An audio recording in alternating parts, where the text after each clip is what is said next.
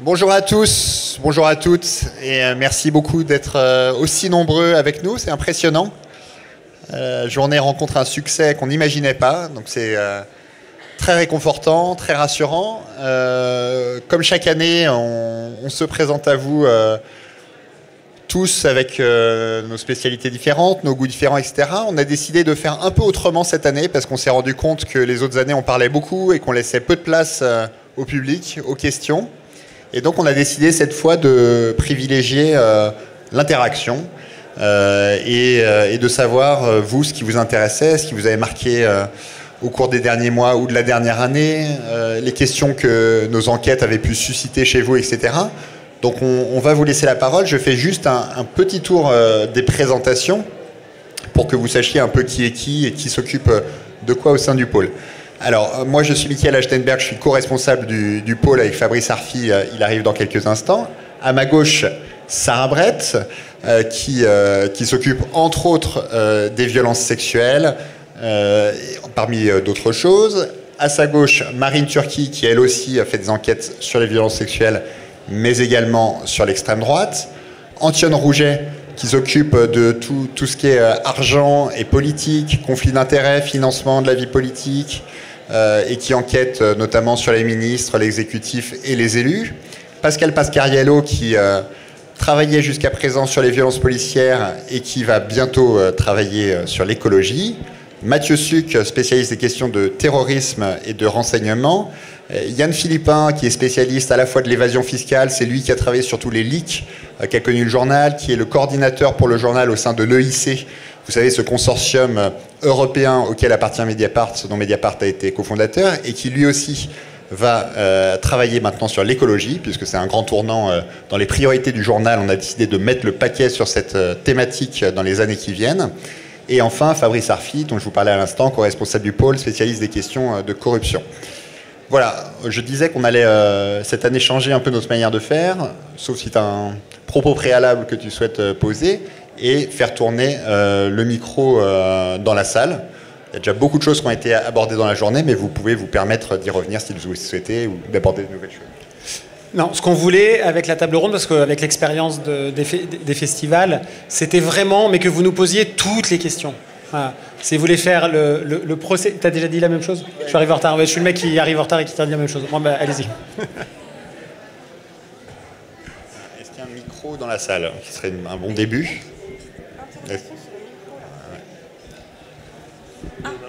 Ah oui, il y en a un. Génial. La première question est la plus dure. Tu veux y répondre, Fabrice? Il n'y a pas de question. Personne ne se pose des questions. Ah, merci. Et après, voilà, il y a deux questions. Parfait.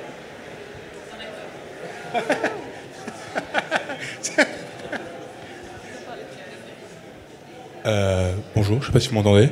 Ouais. En fait, du coup, je vais commencer par une question un peu à la con, mais comment est-ce qu'on devient un journaliste à Mediapart et qu'est-ce que ça veut dire, en fait?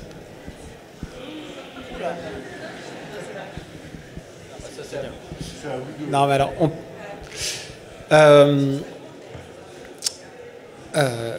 là, sur l'estrade, mais comme dans la rédaction, en fait, vous avez des profils très divers de la manière d'arriver à Mediapart.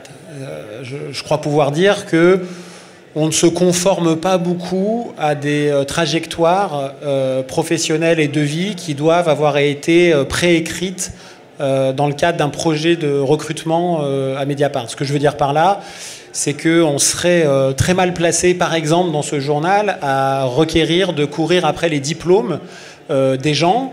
Edu Plenel n'a que le baccalauréat, je n'ai que le baccalauréat, et plein de gens, c'est pas ce qu'on regarde. De la même manière qu'on ne regarde pas par principe si quelqu'un a fait une école de journalisme ou pas, ou même si la personne a eu une autre vie professionnelle, avant. Donc, c'est très important pour nous parce que, évidemment, dans des processus de recrutement d'un journal qui veut à la fois ressembler à la société qu'il essaye de chroniquer, bah, ça nous oblige de casser un peu des carcans de recrutement. Donc je pense qu'ici, il y a plein de gens qui pourraient vous raconter des trajectoires tout à fait différentes et la manière dont ils sont arrivés à Mediapart. Nous, avec Mika, pour le service enquête, eh ben, on a parmi nos responsabilités celle de, en effet, recruter des gens. Ben là, c'est très variable. Ça peut être des personnes qu'on a repérées dans une autre rédaction dont on aime le travail. Ça peut être des gens qu'on pigé pour Mediapart parce qu'ils sont venus frapper à la porte du journal et que, à force de travailler avec eux et vu la qualité de leurs informations, on s'est très vite résolu à l'idée qu'on devait absolument les avoir au sein du service. C'est le cas, par exemple, d'Antione Rouget et Pascal Pascariello, qui ont commencé à piger au service enquête de Mediapart. Et ce dont on est à peu près persuadé, pour répondre à votre question, c'est qu'on ne fait pas le bonheur professionnel des gens à leurs dépens. C'est-à-dire que quand on recrute quelqu'un, on vient autant chercher ce que la personne peut apporter au journal, mais ce que le journal peut apporter à la personne. Et puis, il n'y a pas que des compétences professionnelles, elles sont évidemment essentielles, mais il y a aussi quelque chose qui a à voir, je crois, avec un rapport humain. Le service enquête de Mediapart, c'est un service qui prend des coups, qui en donne, mais qui en prend. C'est un service qui a à traiter des affaires sensibles, difficiles, où on ne compte pas nos heures, je crois à pouvoir dire, et dans lequel il y a beaucoup, dans la pratique de notre métier, de rudesse en face de nous. La rudesse, c'est à la fois celle qui peut être visible, les menaces, les poursuites, les mises en cause publiques.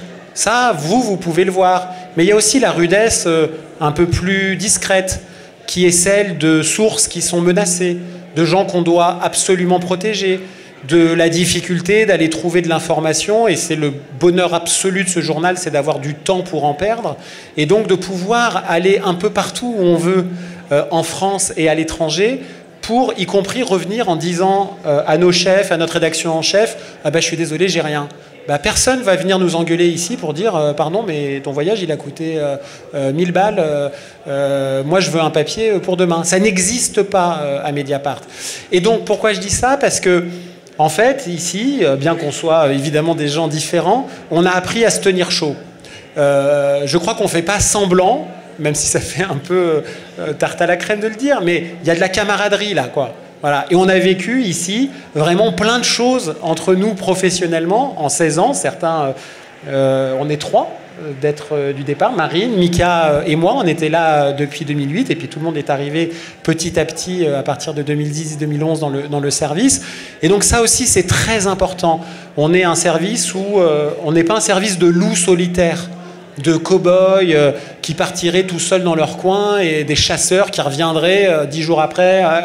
Il y a une espèce d'esprit de mutualisation.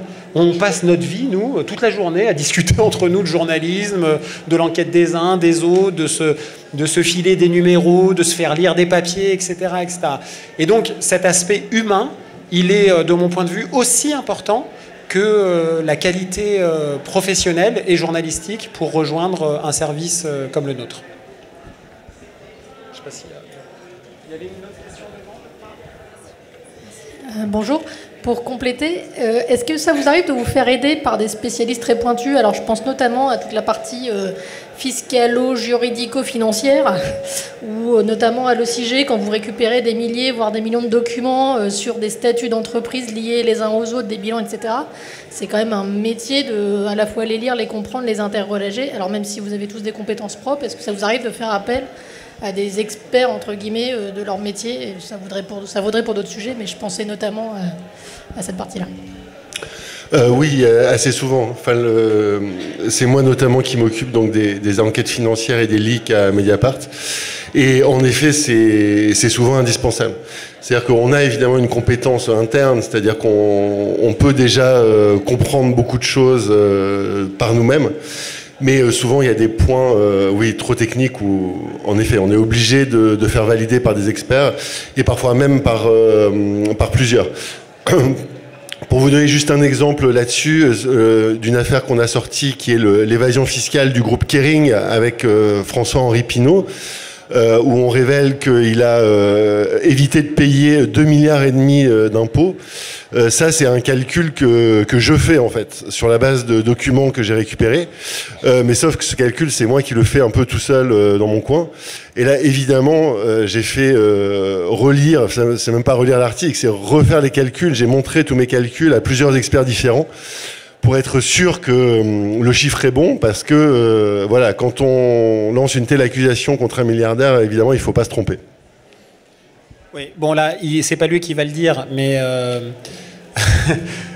bon, avec Yann Philippin, on a un journaliste, un expert comptable, un avocat fiscaliste, le meilleur agent des impôts de France. Et je dis pas ça parce qu'il est devant moi, mais je vous jure que c'est absolument inouï les capacités d'analyse au-delà de la découverte des informations de Yann, qui a bien sûr son réseau de sources pour faire ce qu'il vous a dit qu'il faisait, mais c'est à ce point vrai que Yann fait partie des gens qui font des formations au sein du journal sur comment lire un bilan comptable d'une société.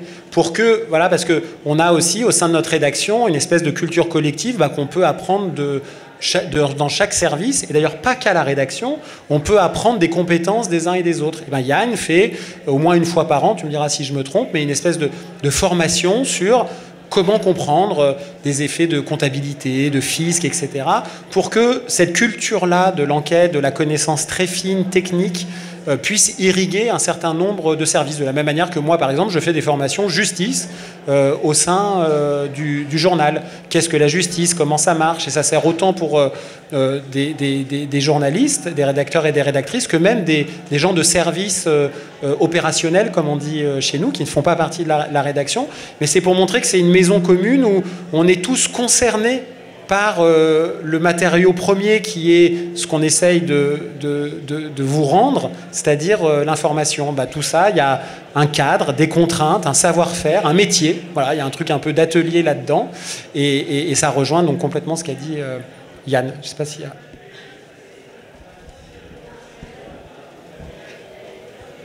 Oui, il y a ici et au fond. Ah, déjà, pardon. Oui.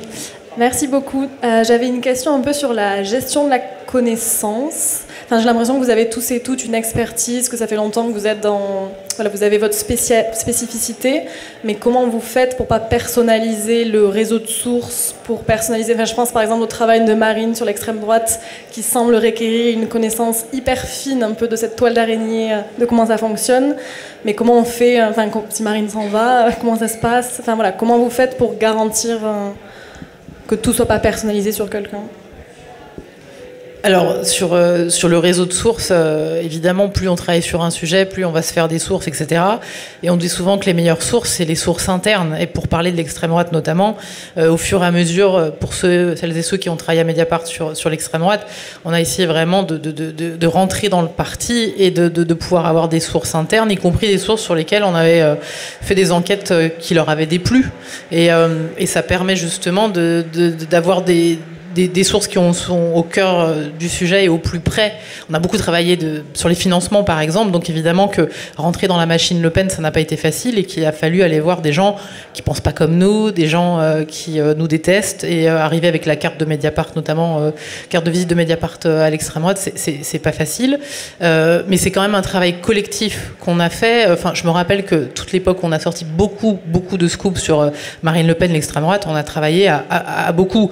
Il y avait Mathilde Mathieu, il y avait Ludovic Lamant qui travaillait sur tout le volet Parlement européen, qui nous a permis d'avoir vraiment des alertes sur l'affaire des assistants bien avant que ça devienne une affaire médiatique et une affaire judiciaire, dès 2013. Et donc ce travail collectif-là, il permet justement d'avoir des alertes et des antennes partout. Il n'empêche qu'à un moment donné, si vous n'avez pas des sources dans le parti, vous n'y arrivez pas, ou dans cette mouvance-là. Et c'est là qu'on vient à la question de vous n'êtes pas là pour faire la morale à vos sources, et donc vous n'allez pas commencer à rentrer dans un débat avec eux sur le racisme du parti, sur tout ça. Vous êtes conscient de ça, ils savent que vous savez, etc. Mais la question c'est, ils ont des informations, on les vérifie, on essaie d'en savoir le plus possible. Enfin, le meilleur exemple de ça, c'est Aymeric Choprade. Aymeric Choprade, à l'époque, il était conseiller international de Marine Le Pen. On a fait des enquêtes qui lui ont beaucoup déplu, et à un moment donné, non seulement il nous parle d'abord en off, mais il finit carrément devant notre caméra à parler ouvertement et à dénoncer ce qu'il a vu de l'intérieur. Donc c'est un long cheminement pour gagner la confiance de la personne, et à un moment donné, ils comprennent que même s'il n'aime pas la ligne éditoriale de Mediapart, le travail d'enquête il va être fait. La question c'est est-ce que c'est vrai ou c'est faux les informations, est-ce qu'on a pu les vérifier, et ils savent qu'il va y avoir de l'impact, et nous on défend ce journalisme d'impact là. Mais il y avait une autre question dans votre question que j'ai oubliée, la deuxième question. personnalisation des sources.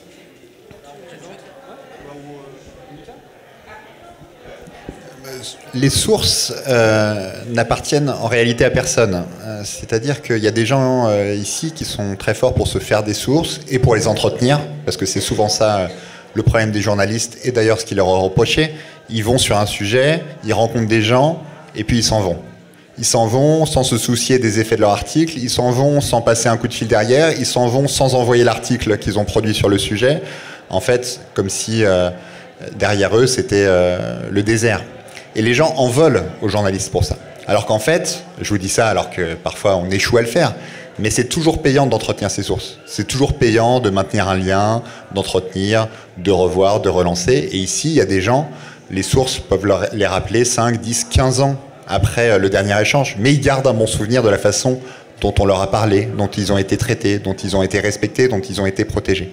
Donc c'est vrai que chacun a ses sources, mais le titre est plus important que les individus. Le titre écrase tout. C'était peut-être pas vrai les 2 premières années de Mediapart. Quand on est arrivé, il y avait quelques journalistes expérimentés, comme Martine Orange, comme Fabrice Lhomme, qui sont venus avec leur réseau de sources. Mais maintenant, en réalité, Mediapart écrase tout. Les gens ne veulent pas s'adresser spécialement à Fabrice Sarfi ou Sarah Brett. Ils souhaitent qu'une information soit publiée dans Mediapart, parce qu'ils savent qu'il y a une manière de faire qui est collective, ils savent que c'est une information qui sera traitée avec rigueur et qu'elle aura un certain impact.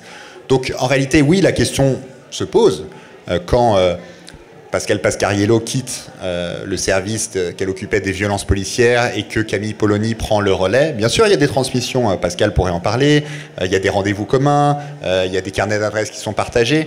Je pense pouvoir dire, je ne connais pas comment ça se passe dans l'ensemble des journaux, mais qu'on a une culture collective de la mutualisation qui est assez unique. Tous les jours, chez nous, il faudrait que vous voyez la boîte mail, en fait, de ce qu'on appelle le mail équipe de Mediapart.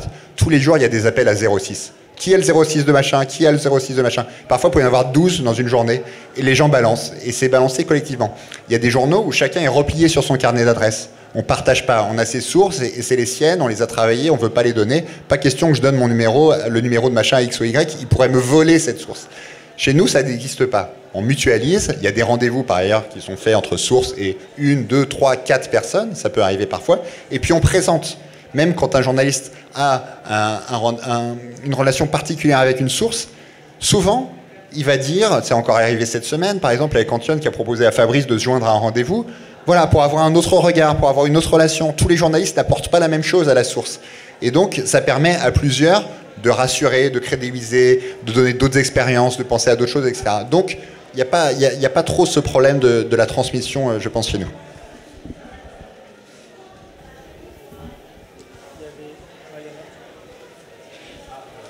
Il est là, mais il va venir après. Allez-y, oui. J'ai 2 questions. Une un peu sur la cybersécurité. Je voulais savoir si vous aviez subi des tentatives d'espionnage ou de hack ou des gens qui voudraient accéder à vos articles avant qu'ils soient publiés. Et du coup, est-ce que vous avez des bonnes pratiques? Par exemple, je sais pas, écrire son article sans qu'il y ait de connexion Internet sur votre ordinateur ou ce genre de choses. Et deuxième question, pour rebondir sur les sources, est-ce qu'il y a beaucoup de gens qui vous amènent des informations spontanément sans que vous ayez besoin de faire la démarche? Alors peut-être sur la première question, je prends le micro parce que j'ai été personnellement victime d'une tentative de hacking assez dure, dont on soupçonne, sans en avoir la preuve à ce stade, une affaire judiciaire est en cours qu'elle aurait pu venir du Qatar. Donc oui, on est extrêmement prudent en matière de sécurité informatique, tous nos téléphones sont cryptés. Tous nos échanges passent par des messageries cryptées. Moi, les seules choses que j'envoie en clair, c'est les messages à ma femme pour dire à quelle heure je rentre et que je vais acheter le pain, quoi. Grosso modo. Voilà, on utilise des techniques assez simples. Outre le cryptage, par exemple, l'auto-effacement des messages. Parce qu'en fait, il y a un péril terrible auquel on a d'ailleurs consacré notre dernière grande enquête avec le consortium dont on est membre, qui s'appelle les Predator Files. Vous avez peut-être entendu parler de ces logiciels espions qui permettent de pirater un téléphone et d'en prendre le contrôle intégral, en plus d'aspirer les données sans que vous ayez rien à faire et sans même que vous vous en rendiez compte. Voilà, on a aussi investi dans des cages de Faraday. Vous savez, c'est des petites pochettes où vous pouvez mettre votre téléphone. C'est comme mettre mettre votre téléphone dans un four micro-ondes. Là, plus rien ne passe, ni le GPS, ni les appels, ni le Wi-Fi. Voilà, donc on essaye d'être un peu parano. Alors moi, je le suis particulièrement, notamment parce que j'enquête beaucoup sur des États étrangers qui sont susceptibles d'avoir ces logiciels-là, qui pourraient pirater mon téléphone. Donc oui, on prend énormément de précautions, même si voilà, il n'y a jamais de perfection possible en matière de sécurité informatique. Juste Yann, rapidement, mais il faudrait que Yann vous raconte la tentative de hacking dont il a été la cible. Ça avait été raconté dans une lettre enquête de Michael Ashdenberg. Si vous n'êtes pas abonné, c'est gratuit, hein, la newsletter de la lettre enquête que Mika fait tous les samedis. C'est extraordinaire. Il nous fait passer à Confesse, là, tous, une fois par semaine, pour raconter un peu la coulisse de notre travail et toutes les questions déontologiques, de doutes, d'erreurs qu'on peut faire pour essayer vraiment de donner à comprendre et à lire au plus grand nombre comment l'information, ça se fabrique de manière parfois compliquée, brouillonne, dans le désordre. Mais Yann, raconte ce que tu as vécu qui est digne d'un film. Oui, donc c'était une attaque dite de phishing ou de hameçonnage. Donc c'est des gens qui m'envoyaient des mails en se faisant passer pour quelqu'un d'autre. Vous savez que si vous êtes un bon pirate informatique, vous pouvez modifier en fait l'adresse mail de l'expéditeur qui s'affiche. En fait, il y a une adresse mail, mais ce que vous voyez en ouvrant le mail ne correspond pas à la vraie adresse. Et donc c'était quelque chose d'assez sophistiqué. Par exemple, j'ai reçu un mail soi-disant d'une eurodéputée. En fait, c'était pas une eurodéputée qui m'invitait à cliquer sur un message. J'ai reçu un mail d'une collègue espagnole du consortium dont on est membre. Mais j'allais dire l'attaque la pire, c'était quelqu'un qui s'est fait passer pour un membre de ma famille très proche. Et qui m'a envoyé des vraies photos donc de son mari et de ses enfants, donc du mari et des enfants de cette membre de ma famille très proche, avec un lien pour cliquer pour en télécharger d'autres. Alors là, heureusement, si j'ai cliqué, mais j'ai tout de suite fermé mon téléphone, j'ai enlevé la carte SIM, j'ai changé tout mon téléphone, mon ordi, mes mots de passe, tout ça. Et ensuite, j'ai appelé cette membre de ma famille pour essayer de voir d'où venaient les photos. Parce que c'était des vraies photos de ses enfants. Et on a mis un petit peu de temps parce qu'on ne les a pas trouvées sur ses réseaux sociaux. On a fait son Facebook, et on a trouvé la solution en fait en regardant son frigo parce que c'était les faire-part de naissance justement de son deuxième enfant. Et en fait, il se trouve que moi, cette photo, je l'avais reçue qu'en papier, par un Bristol de faire-part de naissance, donc je ne l'avais pas sur mon ordinateur. Donc forcément cette membre de ma famille avait ses photos quelque part, sans doute sur son ordi ou sur son téléphone, mais en fait on n'a jamais su comment les pirates s'étaient procuré les photos qu'ils ont utilisées pour tenter de me piéger. Antoine, sur la deuxième partie de la question. Je vais répondre sur la deuxième partie, sur les alertes qu'on reçoit. En fait, je pense que tout le monde ici pourrait répondre parce que en fait c'est un levier extrêmement important pour nous dans notre travail au quotidien, c'est qu'on reçoit beaucoup d'alertes et de plus en plus liées à ce que disait Mika tout à l'heure de l'effet de notoriété en fait de Mediapart. Hein. Les gens nous contactent pas individuellement ou à la marge, mais il y a un gros flux qui arrive en fait via des canaux de contact de Mediapart. Donc sur le site, il y a un formulaire de contact. D'ailleurs, il y avait tout un enjeu pour nous de simplifier un petit peu les accès et d'expliquer en termes de garantie, de l'anonymat, etc. Comment on travaille.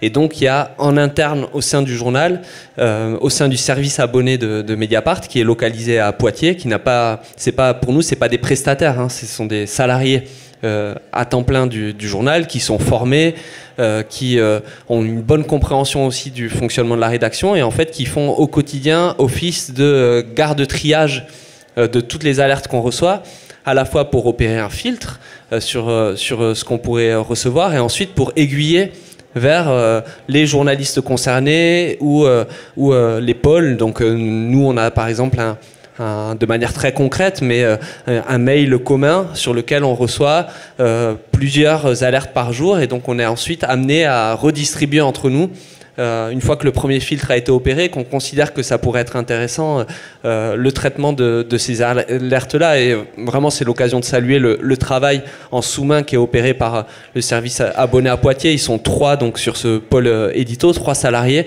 Et ils répondent individuellement à tout ce qui est envoyé. Et surtout, ils ont une connaissance qui s'affine au fil des mois sur à la fois ce qui peut intéresser la rédaction, parfois dans quelle temporalité, parce que des fois dans des affaires c'est extrêmement important que l'information remonte vite, donc ils gèrent aussi des priorités au quotidien et en l'articulant avec nos besoins.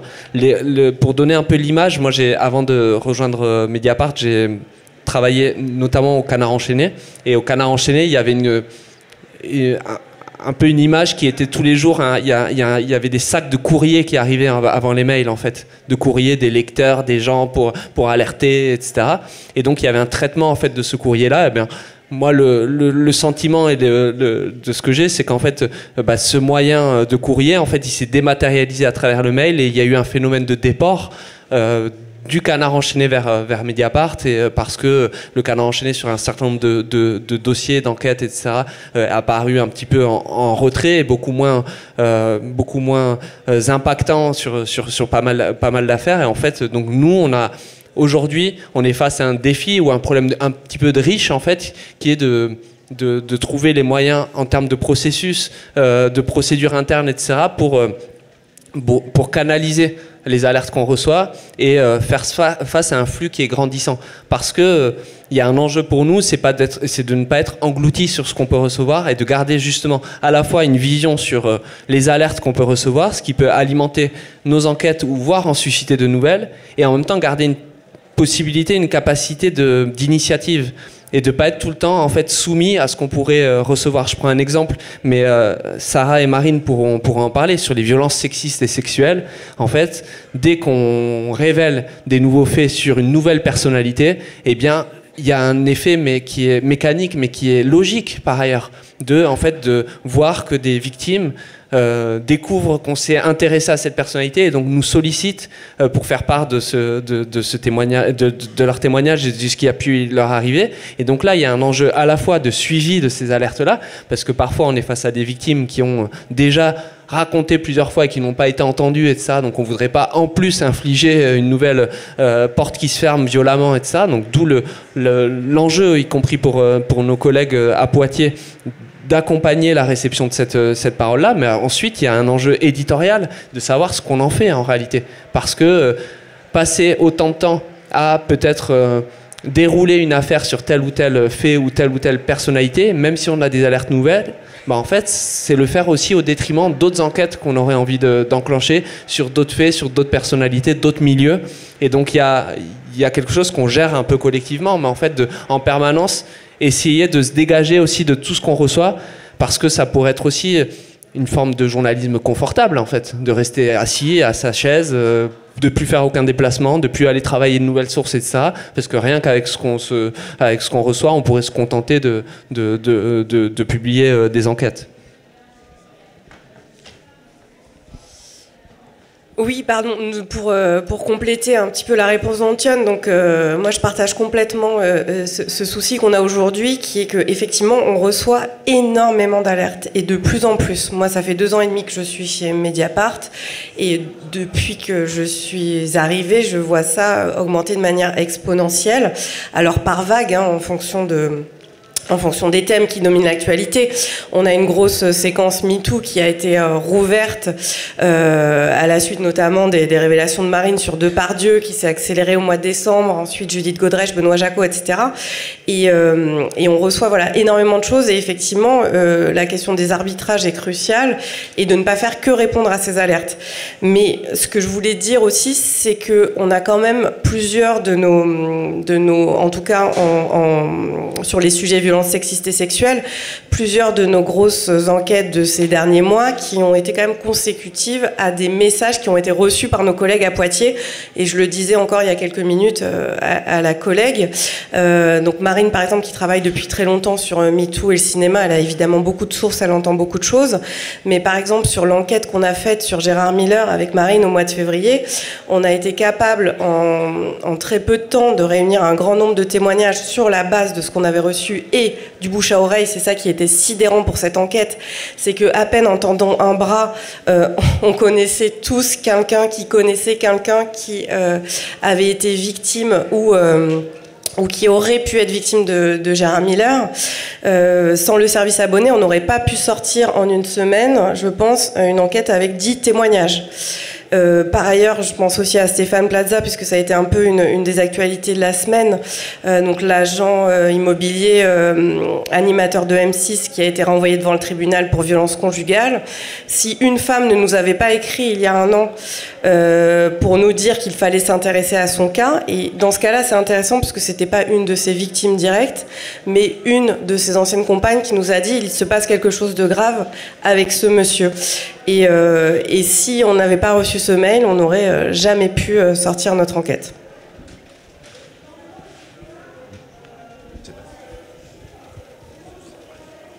Faut parler. C'est ok, c'est parfait. Bonjour, merci beaucoup pour vos réponses aux questions précédentes. On l'a bien compris, du coup, les sources c'est une part indispensable de votre travail et très conséquente. Et du coup, moi, ma question se portait sur comment est-ce qu'on protège ces sources.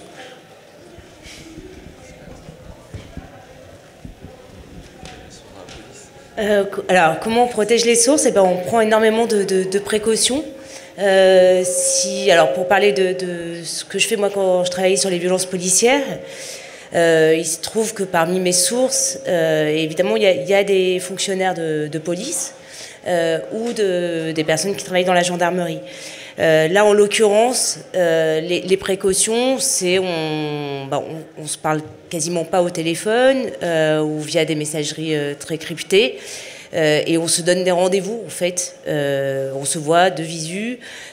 Donc voilà, c'est autant de précautions. On laisse aucun échange écrit.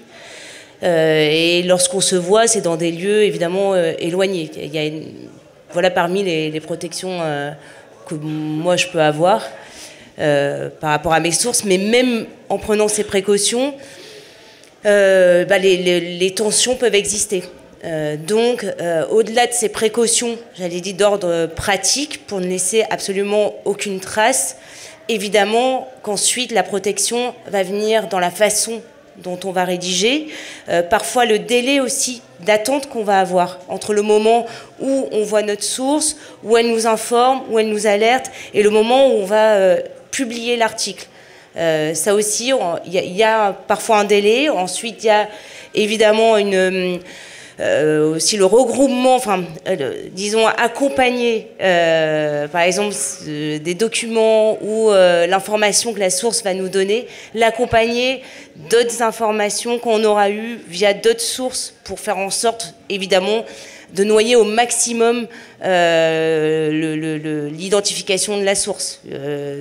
Un papier en tout cas. Pour ma part, lorsqu'il y a des informations qui sont données par des personnes qui ont des grandes responsabilités au sein du ministère de l'Intérieur, c'est de multiplier au maximum l'origine de l'information. Voilà. Ou de faire en sorte d'avoir la sensation qu'elle est multiple. Voilà. Ça, après, vous m'en voulez pas si je peux pas dire plus, mais... Oui, pour préciser, alors moi je suis sur les services de renseignement, donc quand je rencontre des gens des services, c'est un peu compliqué. Donc ce que je fais sur certaines sources, c'est des rendez-vous qui sont calés des fois des mois à l'avance, c'est-à-dire qu'on ne s'appelle pas. J'ai certaines de mes meilleures sources, j'ai jamais eu leur numéro de téléphone. C'est-à-dire que quand on se voit, on se donne rendez-vous pour la fois d'après, dans 2 mois, à tel bar. Et ce qui donne aussi alors un peu de saveur sur le... C'est-à-dire que plein de fois, je viens et je passe 1 heure, et en fait, la personne a eu entre-temps une réunion ou une obligation professionnelle, et bien sûr, il ne peut pas me prévenir. Donc, je rentre gros gens comme devant, et puis il y a la fois où il va venir, et il n'aura pas grand-chose à me raconter. Et puis, la fois où il vient, et là, c'est payant, tous ces efforts passés. Voilà. Et ce que disait Pascal, c'est vrai que moi, par exemple, il y a des choses, il y a des infos, j'ai pris le risque d'attendre plusieurs mois pour les sortir, parce que je me disais, étant, encore une fois, les services de renseignement, on sait qu'ils vont regarder, ils peuvent être très intrusifs sur leurs hommes, et le secret défense, voilà, c'est très très fort. Donc j'ai pris le risque des fois d'attendre plusieurs mois en me disant, bah voilà, s'ils font les fadettes des uns et des autres, j'espère pas de moi, parce qu'on est supposé être protégé, aller savoir si c'est à l'occasion de tel rendez-vous, il y a 1 mois, il y a 2 mois, il y a 3 mois. Et le chose aussi qu'on peut faire, enfin moi je pratique beaucoup ça, c'est que généralement à la fin de mon enquête, je vais appeler un patron de service de renseignement pour pouvoir le citer dans le papier et dire un haut cadre du renseignement nous a dit. C'est souvent 3 banalités qui ne sont pas très intéressantes, mais c'est un petit signal que j'envoie au service en disant cherchez pas à enquêter sur mes sources parce que ça se trouve vous allez trouver votre patron derrière. Voilà, ça fait partie des petites choses. Et le dernier, Pascal vous parlait de l'écriture. Moi je sais que j'adopte beaucoup la forme du récit au temps présent de l'action. 1, parce que ça me plaît, c'est un goût aussi personnel. Et 2, c'est que ça me permet de noyer aussi mes sources.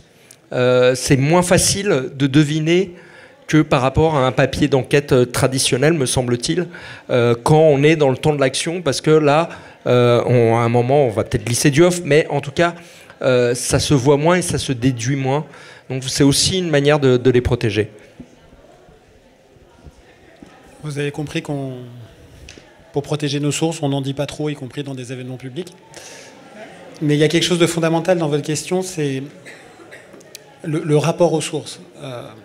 Le fondateur du journal Le Monde, Hubert Beuve-Méry, avait une très belle définition du journalisme, selon laquelle le journalisme, c'était le contact et la distance. Et je crois que c'est tout à fait applicable à la pratique du journaliste avec ses sources. C'est à la fois le contact et la distance. C'est-à-dire que, d'une certaine manière, un journaliste sans source, c'est pas de journaliste, c'est un éditorialiste, c'est un commentateur, c'est quelqu'un qui a des opinions. Nous, ici, on est là pour produire de l'information. On n'est pas grand monde, Nous, on n'est pas grand-chose. C'est-à-dire qu'il y a des gens qui nous donnent des informations, gage à nous de les vérifier, de les contextualiser, de les confronter, de les publier et de les assumer, y compris jusque devant la loi. Ça, sans le contact, on ne peut pas le faire. Mais la distance, c'est très important aussi, parce qu'on ne doit pas être prisonnier de nos sources. On ne doit pas être prisonnier de l'agenda d'une source. On ne doit pas être prisonnier des rancœurs d'une source. C'est-à-dire que c'est très juste ce que disait Marine, on n'a pas de rapport moral aux sources. Vous savez, il y a cette très belle phrase à la fin de La règle du jeu de Jean Renoir qui dit que le pire dans ce bas monde, c'est que chacun a ses raisons. C'est ça notre boulot, nous, c'est de comprendre quelles sont les raisons des gens. On ne va pas voir des sources en se bouchant le nez, parce qu'elles seraient d'extrême droite, parce qu'elles seraient ceci, parce qu'ils seraient cela. Notre boulot est de raconter le monde tel qu'il est, donc on doit se confronter à absolument tout le monde. Et on doit comprendre quels sont les intérêts des gens à nous parler.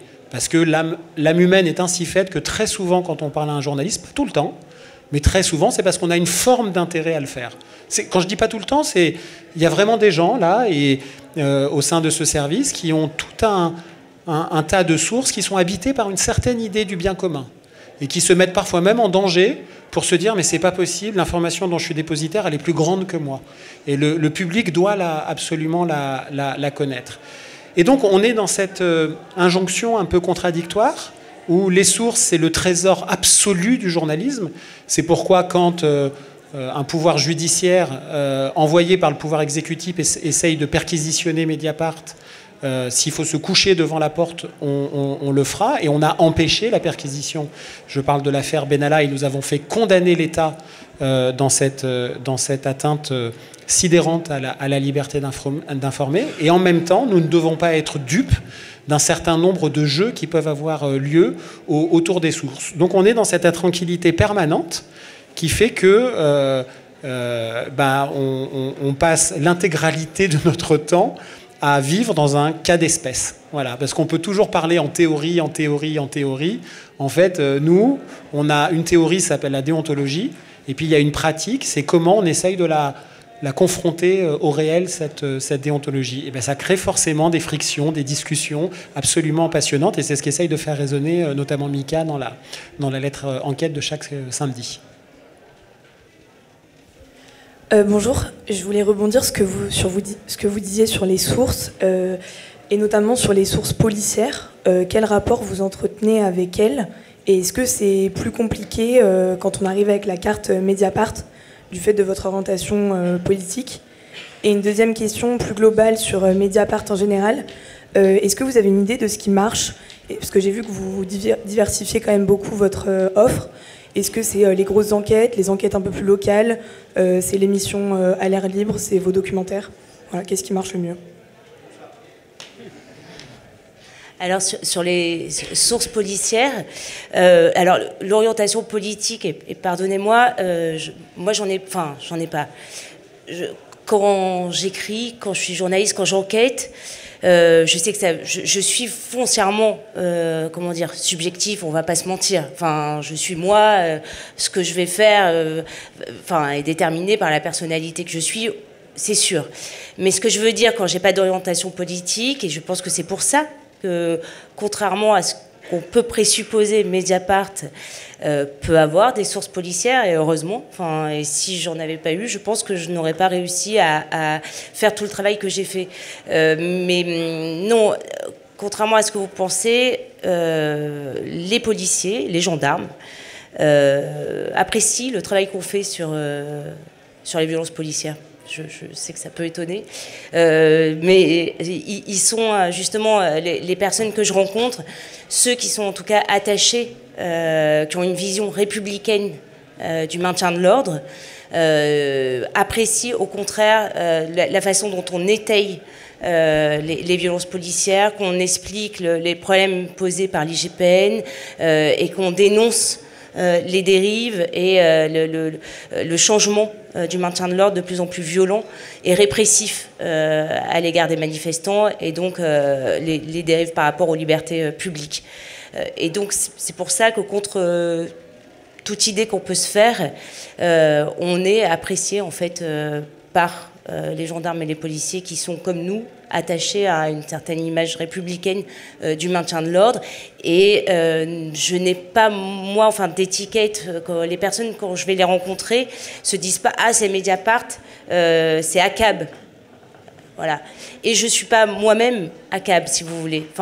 Dans le sens où je suis faite comme ça dans mes enquêtes, de respecter la personne que je rencontre. Un policier, je le respecte. Je ne me dis pas que c'est celui qui a la matraque, qui est responsable, entre guillemets, de son acte. Je me pose la question de quel ordre on lui a donné. Qu'est-ce qui se passe plus haut? Et j'essaye de remonter et d'étayer au plus haut les ordres qui sont donnés, ce que décide en fait le ministère de l'Intérieur. Et je pense que c'est dans ce sens-là que non, au contraire, on a énormément de portes ouvertes, en tout cas quelques-unes, hein, vous vous doutez bien, pas celle de Darmanin, mais en tout cas on a pas mal de portes qui s'ouvrent et qui apprécient la façon dont on étaye les dérives. Juste en complément, c'est sûr qu'on n'aura pas forcément l'interview du directeur de tel service ou de la DGPN, enfin de la police nationale. Juste en complément, sur les services de renseignement, c'est un peu la même chose. C'est-à-dire que quand on a chroniqué des ratés lors des attentats, dans la surveillance des services de renseignement, en fait, souvent, les services, il y en avait certains qui me disaient « Ah, mais alors attends, c'est la DGSE », parce que, vous connaissez les gardes service, donc si vous écrivez que c'est la DGSI qui a raté, ils vont croire que c'est la DGSE qui nous ont regardé. Et vice-versa, hein, bien sûr. Et en fait, quasiment à chaque fois, et sans rentrer dans les détails, mais c'était souvent des sources internes, et pour aussi, comme vous disait Pascal, parce que des gens me disaient, ça m'a toujours surpris, parce que c'était assez récurrent, disaient, mais on a été mauvais, et il y a des gens qui sont morts, et il y a un truc qui va pas. Et y compris des fois des gens qui étaient vraiment même impliqués dans ce qu'ils me disaient, on a été mauvais. Voilà, il y a quand même encore des fois des gens qui ont un sentiment républicain, et surtout quand on est sur des tragédies qui peuvent être le maintien de l'ordre ou les attentats. Alors moi, je veux bien essayer de répondre à votre deuxième question sur ce qu'on privilégie, ce qui marche pas. Je vais vous donner un peu une dimension historique, parce que vous savez que cette semaine, c'est un petit peu particulier pour Mediapart. Le président fondateur, Edoui Plenel, quitte la présidence. Et donc, je me suis un peu replongé dans les archives du journal Ce qu'on cherchait à lui faire des petites surprises, des petits cadeaux. Et donc il y a plein de trucs qui ont circulé entre nous sur, souvenez-vous, à l'époque, des vidéos de la création, etc.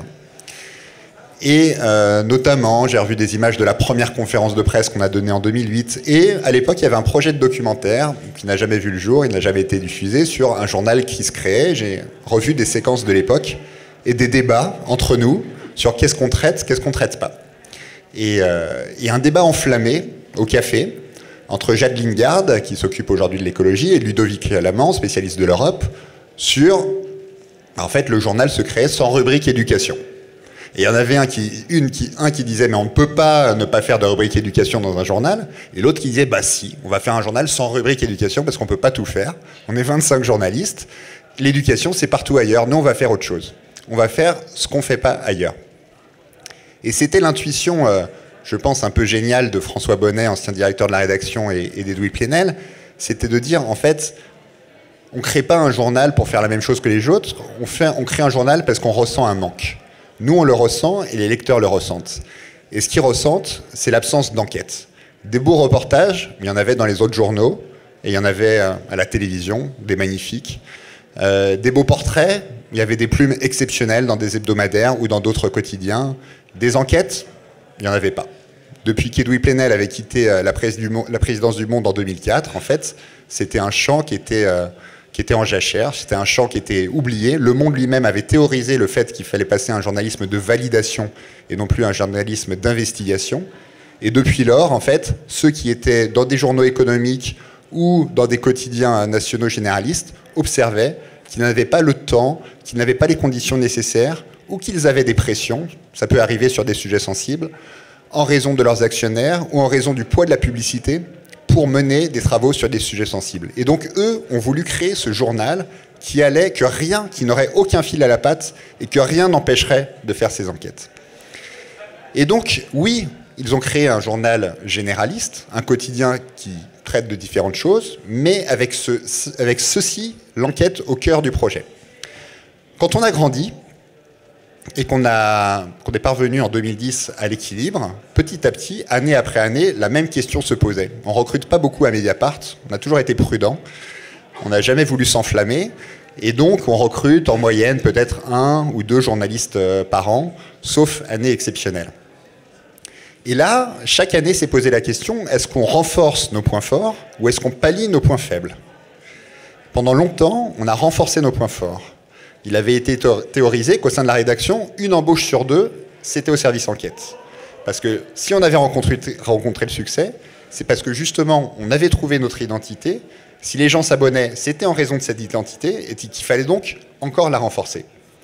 Et puis, petit à petit, quand vous arrivez à 50 000, 75 000, 100 000, 150 000 abonnés, de plus en plus de gens ont dit oui mais on ne peut pas être un journal où il n'y a pas d'éducation. Je dis ça au hasard mais c'est vrai, peut-être que la rubrique éducation elle a dû être créée en 2012 je crois. Avant il n'y avait personne, on avait des pigistes mais il n'y avait personne de salariés qui faisait l'éducation à Mediapart.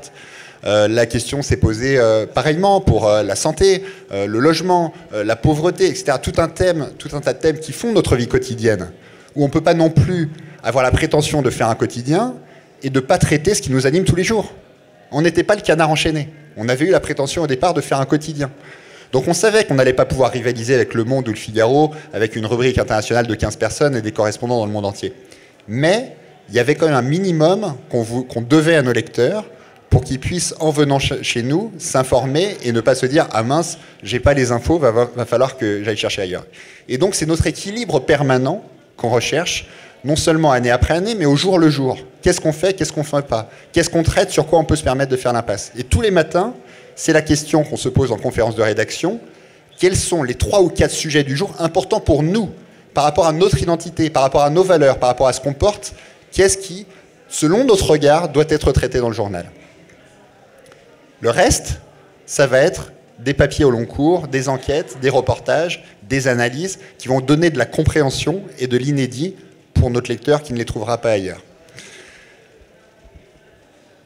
Donc voilà, après, quand vous dites qu'est-ce qu'on privilégie, les documentaires, etc., on essaye de se diversifier, on essaye aussi d'avoir d'autres supports pour aller chercher d'autres lecteurs. On sait qu'il y a des gens qui n'ont pas les moyens de s'abonner à Mediapart. On sait qu'il y a des gens qui ne se retrouvent pas dans l'écriture de Mediapart.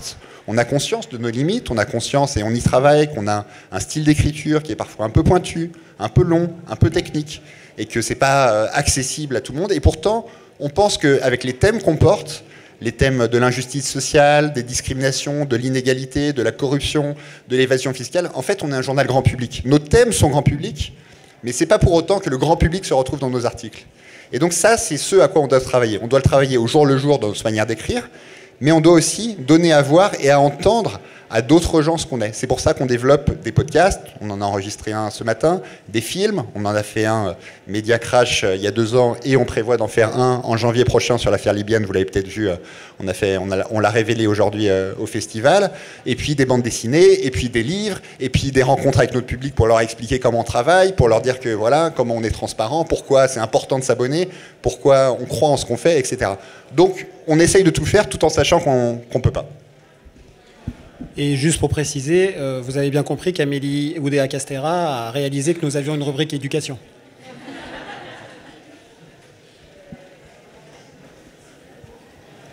Bonjour. Alors j'ai 2 questions. Donc la première, c'est est-ce que toutes vos informations sont obtenues de manière légale? Et la deuxième, c'est est-ce que vous vous auto-censurez, notamment quand vous pensez que ça peut porter atteinte à... Alors j'ai compris que parfois vous reportez la publication s'il y a l'intégrité d'une personne en jeu, ou voilà. Mais est-ce que parfois ça va plus loin, votre réflexion, et vous vous auto-censurez parce que ça va à l'encontre des intérêts de la France voilà. Merci, c'est deux excellentes questions. Alors oui, la manière dont nous obtenons les informations sont parfaitement légales. Nous ne commanditons pas de hacking, nous n'achetons pas d'informations, nous ne subornons personne.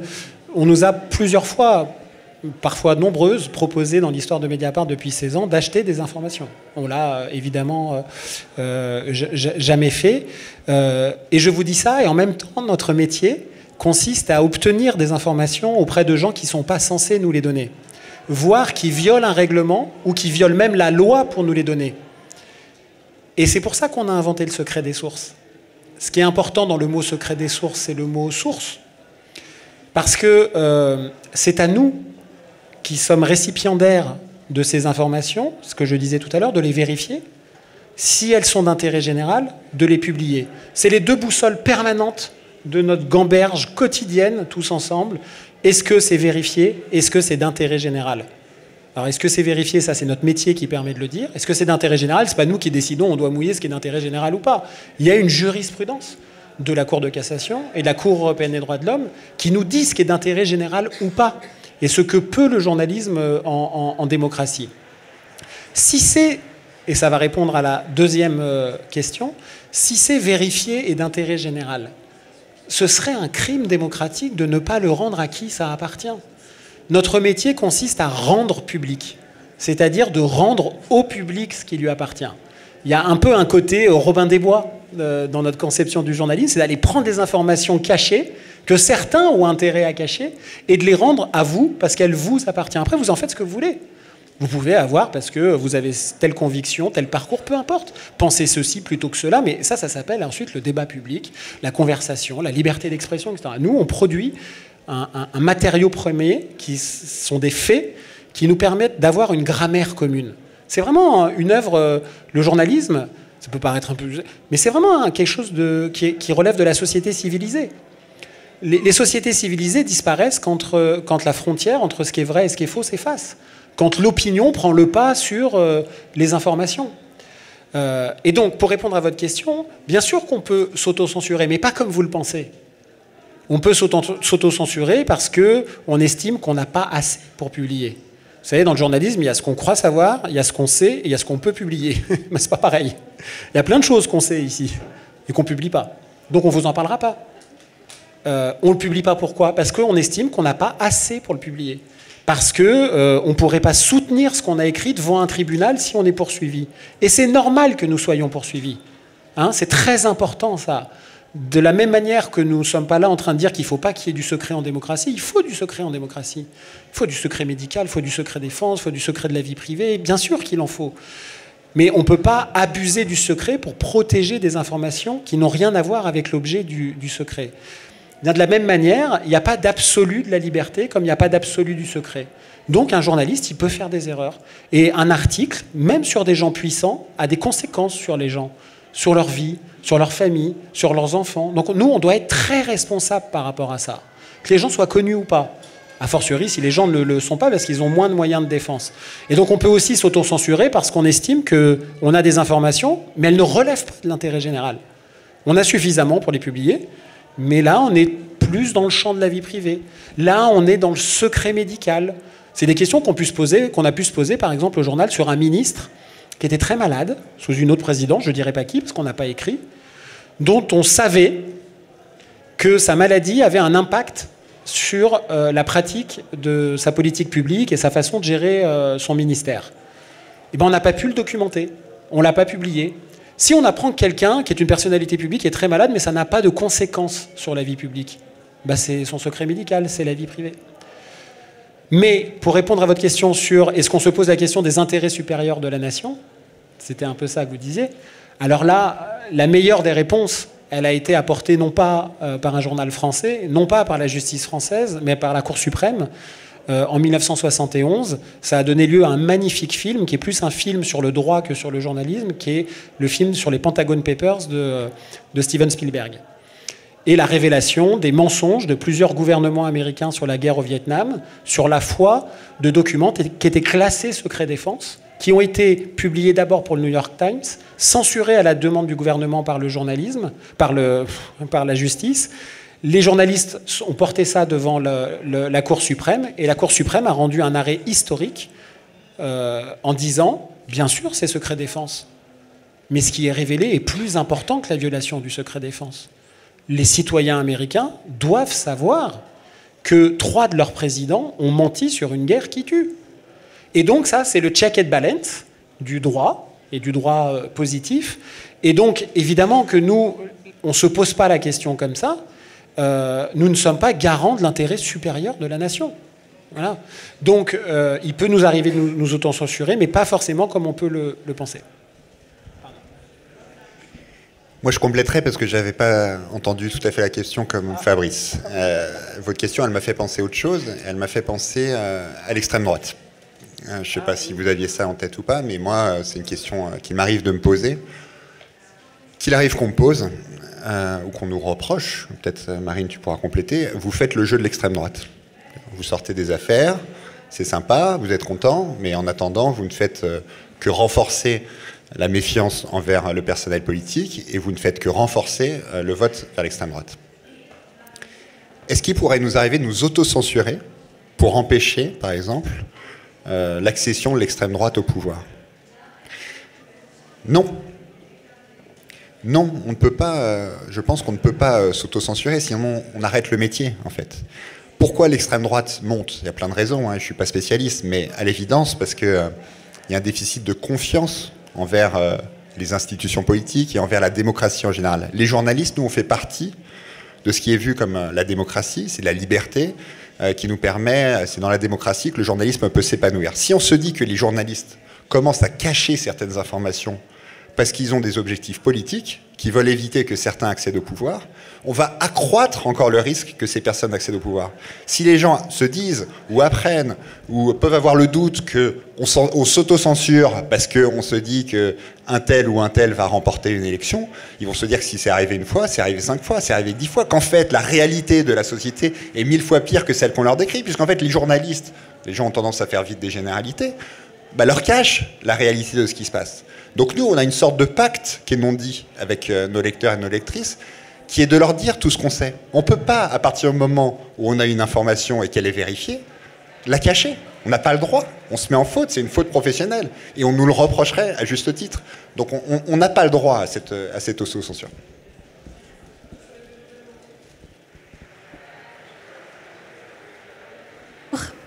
Bonjour. Ma question, j'en ai 2 du coup, c'est de savoir quel est le point de départ sur vos enquêtes sur les ministres. Est-ce que c'est des témoignages aussi, ou alors est-ce que vous faites des recherches à chaque fois qu'un ministre est nommé? Et ma deuxième question, c'est quand on est un jeune journaliste, comment est-ce qu'on commence dans l'enquête et comment est-ce qu'on se fait une place du coup dans le milieu qui est assez difficile pour se faire une place. Voilà, merci. Alors je vais répondre de manière brève sur la première partie, la première question, parce que ça a donné lieu tout à l'heure à un débat qui était dédié justement à ça, à la fois sur les dernières affaires qu'on a révélées sur Amélie Oudéa-Castéra, sur l'éphémère ministre de la Santé Agnès Firmin-Le Bodo, et puis bien d'autres, avec à chaque fois une forme de récurrence, y compris une image qui est celle pas mal diffusée sur les réseaux sociaux d'Edoui Plenel dans son canapé, avec une pile de dossiers par ordre alphabétique, et qui attend la nomination du gouvernement pour qu'on dégaine des dossiers, quoi. Donc non, nous n'avons pas sous le coude des dossiers en attente de personnalités qui deviendraient ministres, mais en revanche, c'est là où c'est intéressant, c'est qu'autour des moments de remaniement et de nomination à des postes ministériels de responsables publics, en fait, nous parviennent soit des informations nouvelles dont on n'était pas destinataire. C'est le cas pour un exemple un petit peu lointain maintenant, mais tout le monde imagine de quoi je vais parler, mais de la nomination de Gérald Darmanin en 2017 dans le premier gouvernement d'Emmanuel Macron. Eh bien, ça a été évoqué depuis et documenté par les principales intéressées. Le fait que des femmes aient alerté sur le comportement de Gérald Darmanin a été déclenché par la vue, en fait, à la télévision et le fait qu'elles aient appris qu'il devenait ministre. Elles se sont dit, mais c'est dingue, en fait. C'est dingue, il va arriver à un tel niveau de responsabilité alors qu'il s'est comporté de telle ou telle manière. Donc oui, il y a un effet déclencheur dans ce cas-là. Sur Amélie Oudéa-Castéra, c'est intéressant parce que l'enquête Stanislas, en fait, elle a été débutée 2 ans auparavant par David Perrotin. Pour nous, c'est une affaire Stanislas, c'est pas du tout une affaire Oudéa-Castéra, mais c'est au moment où elle accède au poste de ministre de l'Éducation nationale que Michel Deléan obtient une information de quelqu'un qui lui dit, mais en fait, elle a ses 3 enfants à Stan. Et là aussi, la personne qui lui transmet cette information le fait précisément parce qu'il découvre qu'elle devient ministre de l'Éducation nationale, quand bien même elle était déjà membre du gouvernement, elle était déjà ministre des Sports et des Jeux Olympiques, mais c'était pas du tout dans notre périmètre. Mais l'information, l'alerte nous parvient du fait générateur, en fait, de la nomination à un poste plus important au gouvernement. Pour moi, il y a une image souvent, c'est que quand des responsables publics qui accèdent à un haut niveau de responsabilité, des fois ils se rendent pas compte, mais en fait ils dépassent une ligne de flottaison.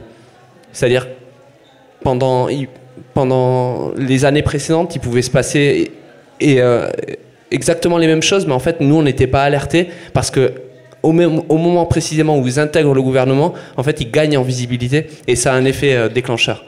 Donc ça nous permet de lancer des investigations, mais après il y a d'autres cas de figure aussi. Par exemple Agnès Firmin-Le Bodo, ministre de la Santé, eh bien on avait eu des alertes en amont sur le fait qu'elle était déjà, elle aussi, membre du gouvernement, elle était ministre déléguée, donc à un grade un peu inférieur, et elle était déjà visée par une enquête judiciaire pour avoir, en tant que pharmacienne, reçu 20 000 euros de cadeaux d'un laboratoire pharmaceutique.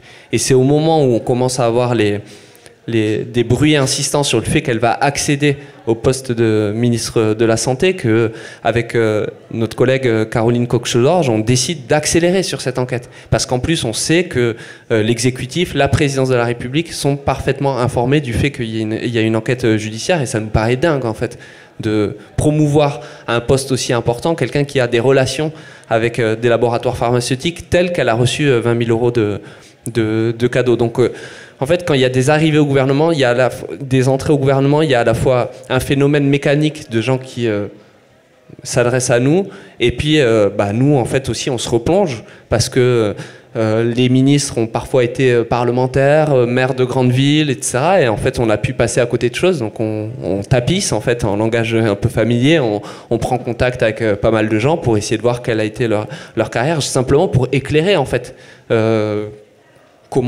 quelle pratique du pouvoir ils ont, quel rapport à l'éthique, qu'est-ce qui les anime, quel est leur cheminement politique. En fait, tout ça est pour nous hyper important, et c'est la même chose quand il y a des candidatures à l'élection présidentielle, par exemple. Je termine juste là-dessus, mais quand on révèle avec Pascal que Fabien Roussel, candidat du Parti communiste français en 2022, en fait de 2009 à 2014 a occupé un emploi fantôme dont aujourd'hui on n'a toujours pas de trace d'ailleurs à l'Assemblée nationale, donc il était collaborateur d'un député et on ne sait toujours pas ce qu'il a fait.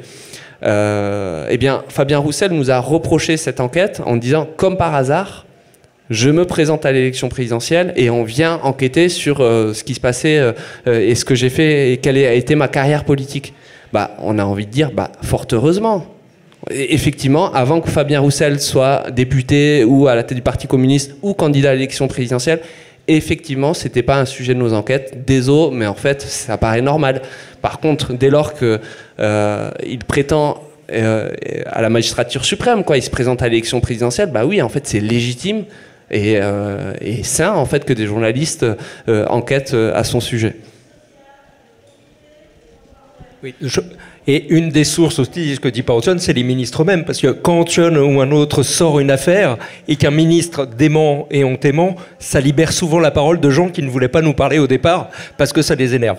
Et juste pour votre question sur le journalisme, sur l'enquête, enfin, nous on dit toujours, enfin, l'enquête, c'est enfin, n'importe quel journaliste fait de l'enquête. Et alors c'est sûr que là nous c'est facile, on a des conditions extrêmement privilégiées pour exercer notre métier au sein de Mediapart, mais voilà la façon de faire ces articles, voilà, c'est juste pousser à mort tes pistes et fouiller jusqu'au bout.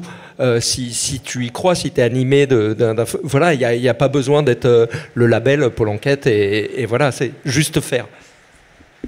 Il se trouve que je suis en train en ce moment de coacher des étudiants qui font leur première enquête dans une école de journalisme. Et peut-être 2 conseils que je pourrais te donner, c'est déjà cherche les choses qui sont délaissées.